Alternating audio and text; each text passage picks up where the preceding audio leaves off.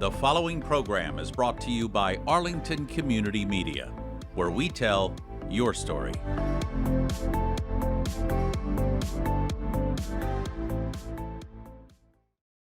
This is ACMi News, recognized nationwide as the first place winner of the 2023 Hometown Media Award for News Access.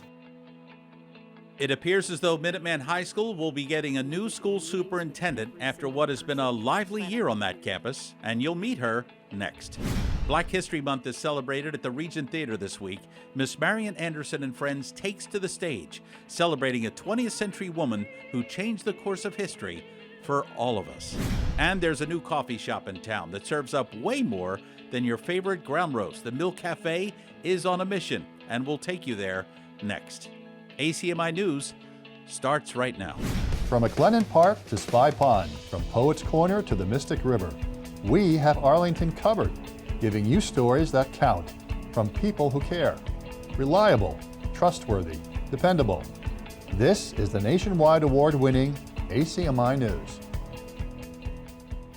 After what has been a strained year for Minuteman High School, it appears as though there's a new permanent superintendent-director. Hello, I'm Ben Lau. And I'm Summer Maxwell, glad you could join us. The Minuteman School Committee voted on Thursday, February 15th to hire Heidi Driscoll. Ms. Driscoll, who is currently the Assistant Superintendent of Public Schools in Scituate, won out over two other finalists. If all parties are in agreement and a contract is signed, Driscoll would succeed Interim Superintendent-Director Kevin Mahoney, who came out of retirement to take over Minuteman in mid-May. Here's ACMi News Director Jeff Barnes. I'm a lifetime educator, passionate and dedicated to vocational education, a vocational student myself. This latest move is welcome news for a school that has been on a roller coaster ride now for nearly a year. You'll recall virtually everything came to a head in the spring of 2023 when Minuteman's then school superintendent, Kathleen Dawson, was put on paid administrative leave just months after taking the top job. Things went south quickly after Dr. Dawson refused to renew the contract of long-term and popular principal George Clement. Many students, parents, and staffers were outraged, and they put the school committee on notice by going public with their frustrations. So I'm out here today because Mr. Clement has done a lot for the school, and Dr. Dawson really hasn't, and that's why I don't think it's fair that Mr. Clement's being terminated. Mr. Clement, I like him, he interacts with the students, he interacts with the teachers, everyone really likes him, he's a great guy. To emphasize the point, a faculty vote of no confidence was taken on Dawson, and students staged the mass walkout on campus last spring. Parents and staffers accused Dawson of having a leadership style that kept subordinates at a distance, so much so that several middle managers in the school system left their positions during Dawson's very brief tenure. After a summer of discontent, Dawson, who repeatedly ignored our numerous phone calls and emails, denied any wrongdoing, but eventually resigned last September. Meantime, Kevin Mahoney, who retired 5 years ago as assistant superintendent, was called back to right the ship as interim school superintendent. All this while the search for a permanent superintendent was taking place. Ms. Driscoll was able to tour the school on February the 5th, and after hours of talking to students, teachers, and staff, told the committee why she'd be a great fit to lead the school in a new and refreshing direction. So I think it's really important that I build trust and relationships with every single member, firstly, of the administration who I'll be working with on a daily basis.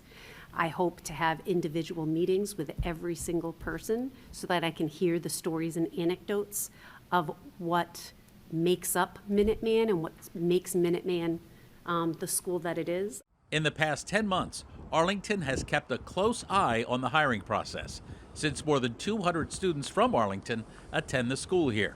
That's more than twice as many students as any other municipality that has students on the Minuteman campus.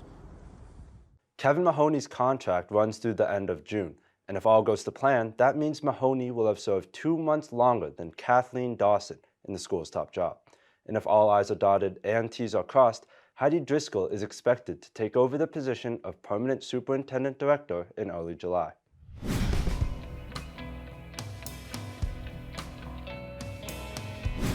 As we told you earlier in the month, Arlington Police and the Middlesex County Sheriff's Office are urging residents to be on the lookout for another round of phone scams. This time, the callers are apparently impersonating law enforcement officials. According to police, in recent weeks, several residents have received calls or voice messages from individuals claiming to be members of the sheriff's office and seeking personal information. In some cases, callers are asking for money up front using the names of real police officers and have told individuals to report to a legitimate MSO address to clear up the matter. Once again, here's Arlington Police Captain Richard Flynn. If you're ever contacted by somebody and they're looking for any of your information, of course, we never want to give out personal information, social security numbers, bank account information, but always take that with a grain of salt. If you're the one investigating something, you're looking for a contractor or what have you, then you can feel that you're on pretty firm ground. You're the one who's actually initiating that. But if someone else initiates that conversation, you always want to, sit back a second and say, hey, could this be something where someone's trying to get something from me? We're always here 24/7, Jeff. They can always call the police department if they feel that they're in the midst of some sort of scam or if they have a question about it. And just be careful. And unfortunately, you have to, not necessarily trust everyone who contacts you over the phone. I mean, how many of those calls do you get a day and you just don't answer them? The scammers have sought anywhere from a few hundred to a few $1,000s to clear up the phony matter. So far, none of those reporting the scam calls has reported losing any money. And as you just heard, police say if you receive such a call, hang up and call police immediately. 781-643-1212. Again, the number for the Arlington Police is 781-643-1212.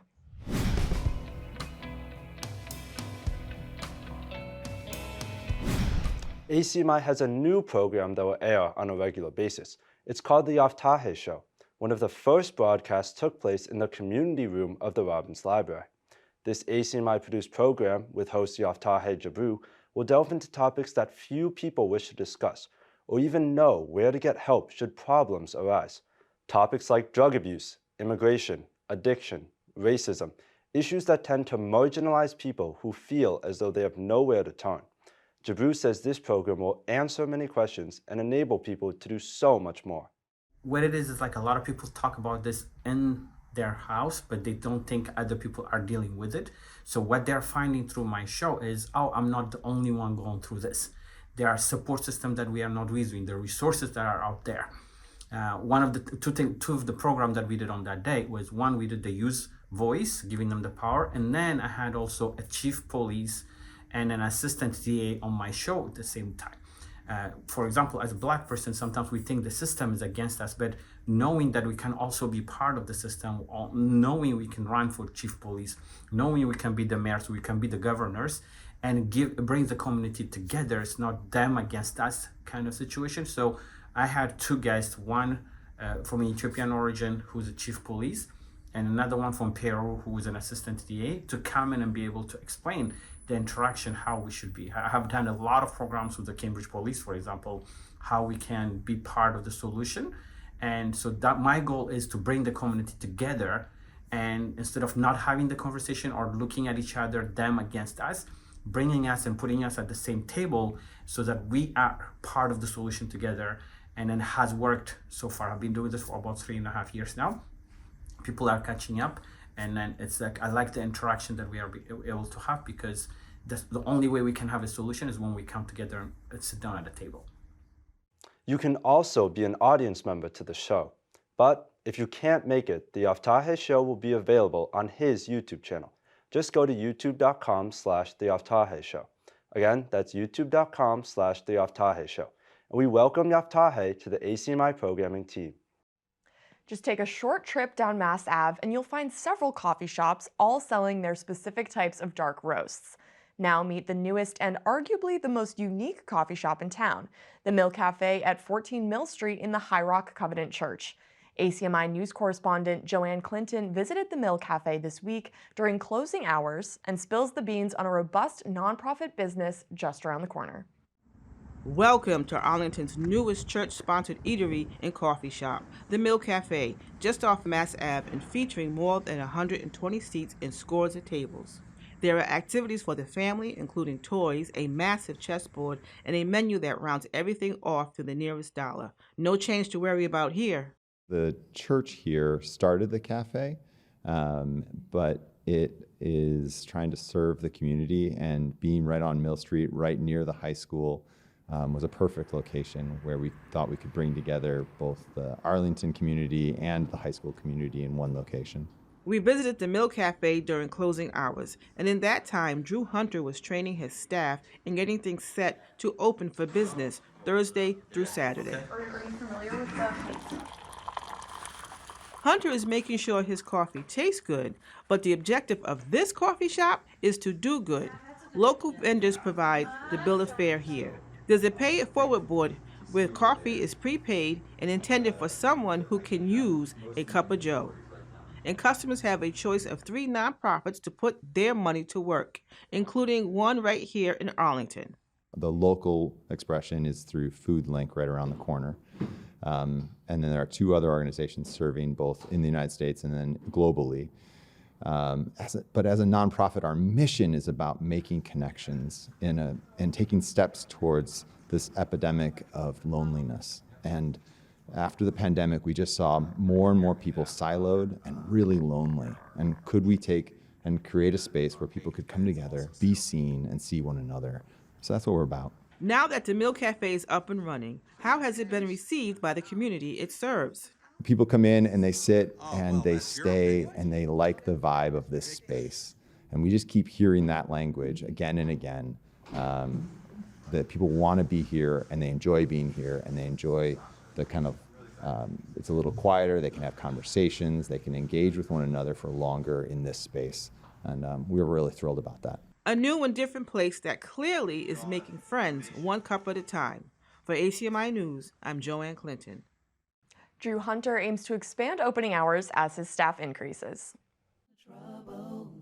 My God is gonna trouble the water. As part of Black History Month, the Regent Theatre hosted a dynamic and very powerful play, February 17th and 18th. It's the story of singer Marian Anderson, a remarkable woman who, against all odds, opened the door for so many talented people at a time when they were virtually ignored, simply because of the color of their skin. It's a story of grace, and it's the story of all of us. How I got over, how I got over. This play is entitled Marian Anderson and Friends, staged by the Boston-based Oscar Michaud Family Theater, a performance weaving gospel, spiritual, opera, and interpretive dance. It's just a wonderful play for family, kids and adults, and you'll see, and there's some moments in there where you might just cry a little bit. The play is set in 1939, when the Daughters of the American Revolution refused to allow American contralto Marian Anderson to sing to an integrated audience at Constitution Hall in Washington, D.C. With the help of Eleanor and Franklin Roosevelt, Anderson instead would make history on April 9, 1939, Easter Sunday, singing before a crowd of 75,000 people on the steps of the Lincoln Memorial.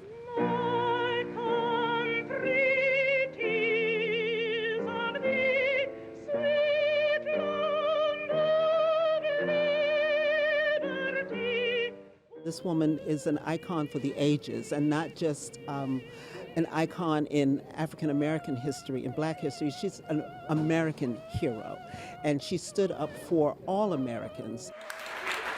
Please respond as soon as possible because our country needs to honor you for your musical contributions. Sincerely, Eleanor Roosevelt, First Lady and wife of President Franklin D. Roosevelt. But it's just to bring people the light of what happened then and the importance of what happened then, just to see how everybody should be treated equally and just to see how it's important to treat people as people.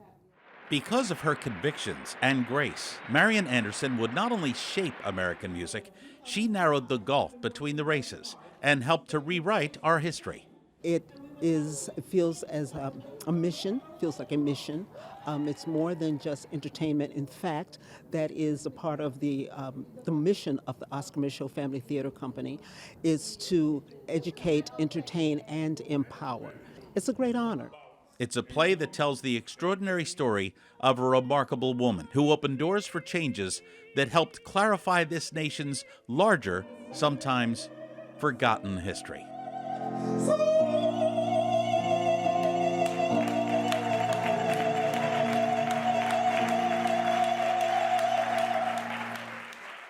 For ACMi News, I'm Jeff Barnes. You can get more information about the Oscar Micheaux Family Theater Program Company by going to their website, theomtc.com.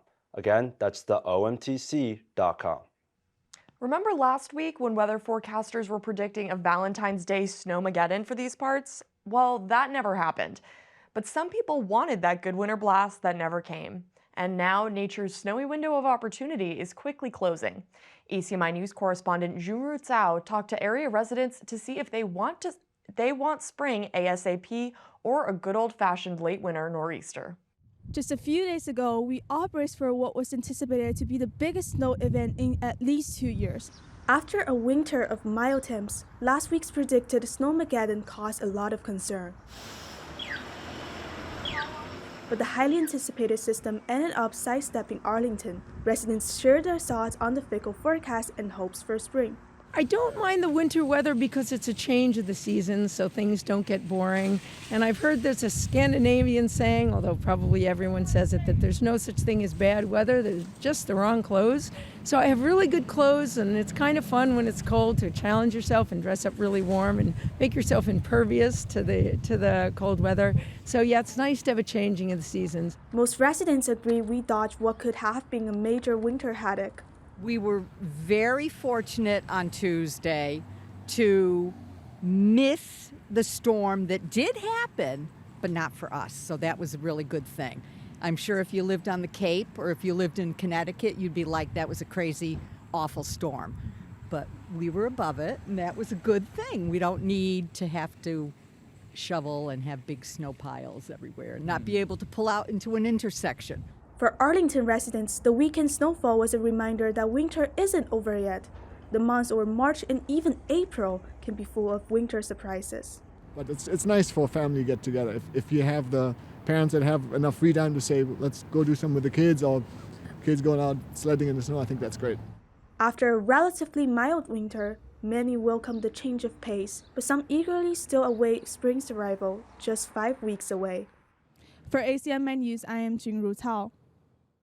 This story is the result of a bona fide team effort. Junior had the help of ACMi News interns Zaid Charles, David Palomar, and Amanda Lucius in making this report. ACMi is in the midst of an exciting project that focuses on the abundance of nature we're blessed to have here in Arlington.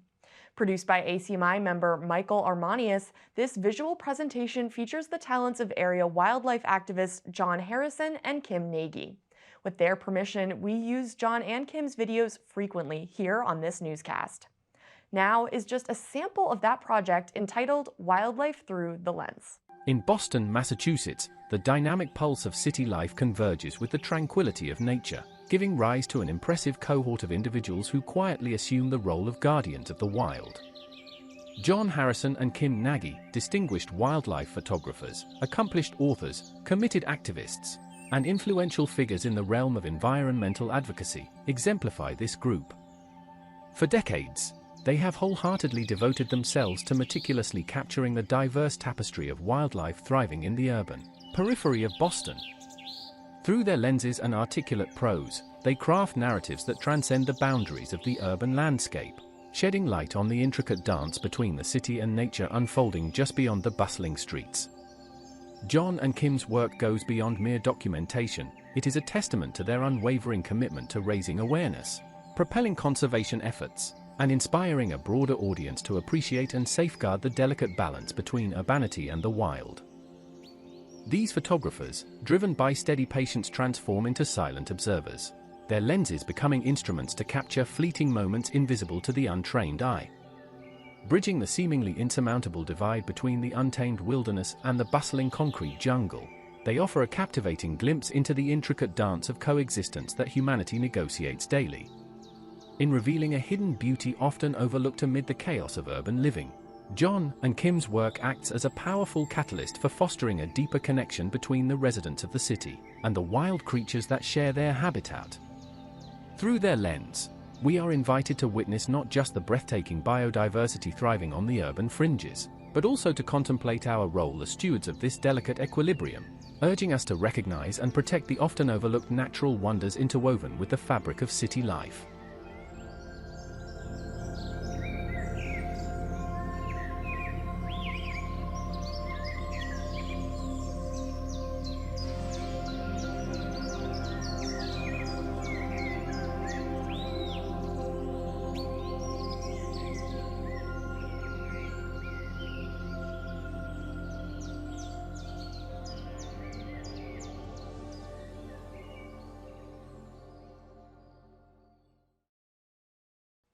And soon, you'll be able to see Mike, Kim, and John's video in its entirety right here on our website, acmi.tv, where of course you can see virtually all of ACMi's productions.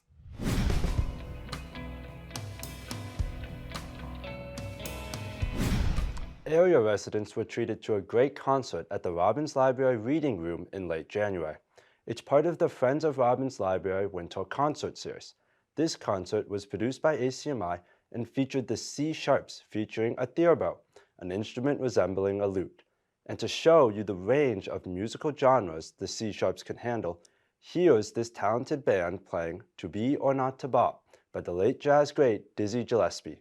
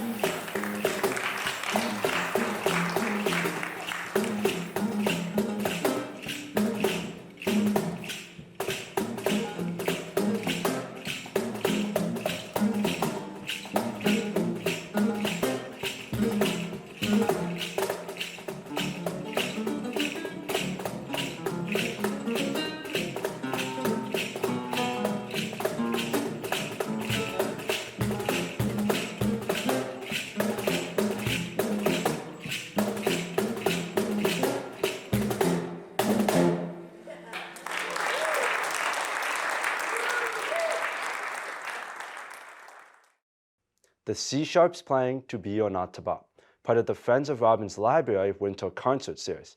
And the music at the Robbins continues. Just go to Friends of Robbins Library website, friendsofrobbinslibrary.org. Again, that's friendsofrobbinslibrary.org.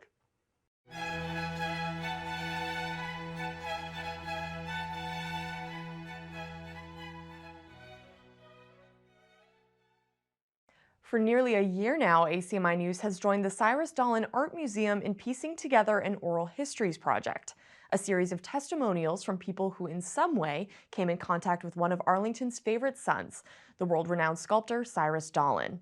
Dallin created some of his most famous works right here in Arlington Heights. Works like the Paul Revere statue in Boston's North End, Appeal to the Great Spirit, the huge statue in front of the Boston Museum of Fine Arts, and the Massasoit statue that stands on Coles Hill overlooking Plymouth Harbor. Some of Dallin's favorite works are right here in Arlington, like the Minuteman Hunter between the Robbins Library and Town Hall. and another is just inside the Robbins Library entrance. It's called My Boys. Here's an account of how My Boys came to be, read by the president of the Dallin Board of Directors, Jerry Tremblay.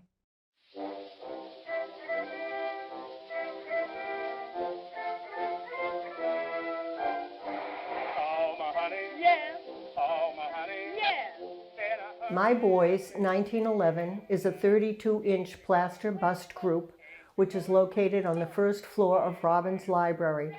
Cyrus and Vittoria Colonna's children were Bertram 18, Arthur 12, and Lawrence 6. Dallin recounts how Lawrence requested a sculpture. One day, my youngest boy came into the studio and said, "Daddy, I wish you would make a statue of my cat." And so I did. Our cat, 1911, is a 16-inch plaster painted black and exhibited at the Dallin Museum. The boys were dedicated to their parents and as adults met every year in November to celebrate Thanksgiving and the birthdays of their mother and father. This work was a personal favorite of Dallin's and won a silver medal at the Panama Pacific Exhibition of 1915.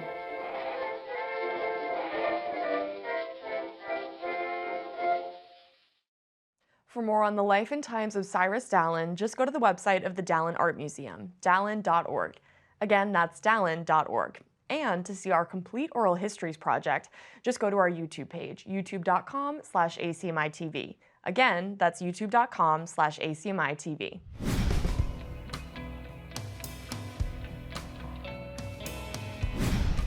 Boy, do we have a scoop for you. Our very own ACMi News sports producer, Nick Antonakis, had a special interview with someone who may look familiar to you while Nick was in Las Vegas covering the Super Bowl for Emerson's TV station, WEBN. Check this out. When I came to you from the red carpet at the NFL Honors a few weeks ago, I would have never imagined that I would be interviewing countless NFL players and the one and only Robert Kraft.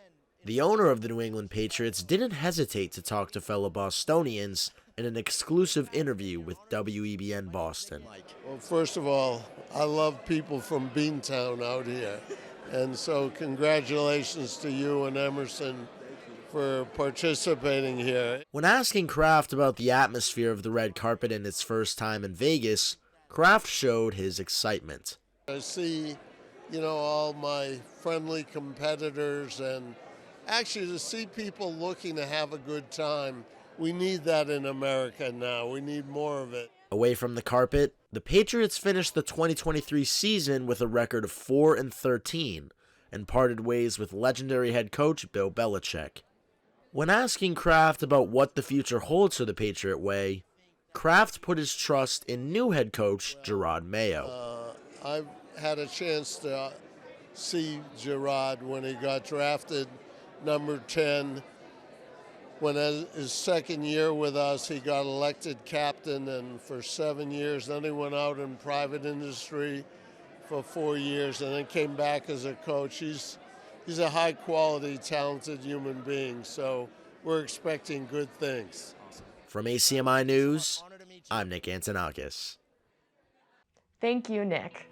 That'll do it for this week's edition of ACMi News. I'm Ben Lau. And I'm Summer Maxwell. Thanks, as always, for joining us. Do you want to see how we put together the newscast here in Arlington?